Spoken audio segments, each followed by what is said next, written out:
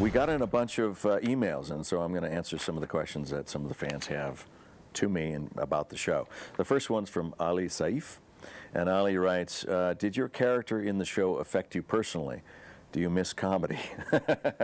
Yeah, the character of Walt in Breaking Bad is he's so under pressure constantly.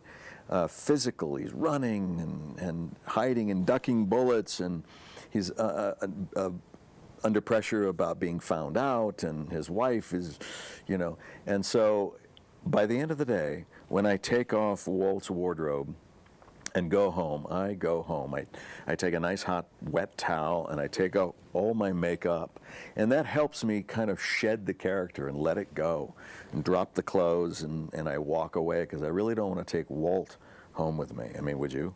There's no last name on Jonathan, but Jonathan writes, you were obviously presented with the difficult task of portraying a mundane high school chemistry teacher and a total badass. Where does your inspiration come from for both of Walter's personalities, and which do you most relate to? You know, what I've learned about people in this is that given the right set of circumstances, even the meekest person, the most milquetoast person, can be dangerous. And you see that in the animal world all the time. A seemingly harmless animal, when cornered, comes out fighting. And that's kind of what Walt is involved in. He's fighting for his family's health. And so he's got nothing to lose, and he knows he's going to be dead in 2 years anyway, so you might as well go for it. Are there times when you are out shooting when you unintentionally find yourself in the midst of, in the mindset of Walter? I don't have my glasses on, so when I'm not shooting, I become Brian. I usually try to not be so out there. I usually wear hats and kind of downplay it. And I'm so used to that because as an actor, our job is to observe.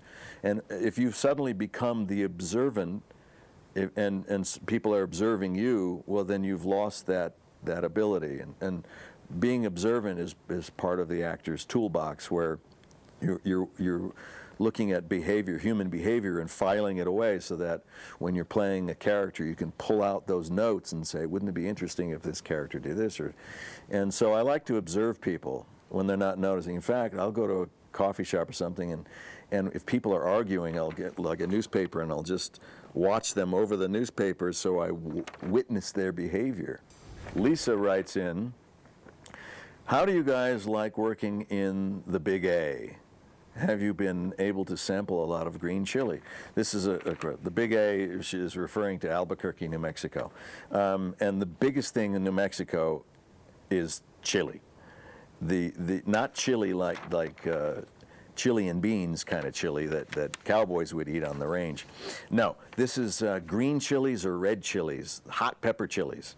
And so everywhere you go in New Mexico is like, would you like red or green with that? And that's the biggest question New Mexicans ask you, red or green. They love it so much they put it on their ice cream.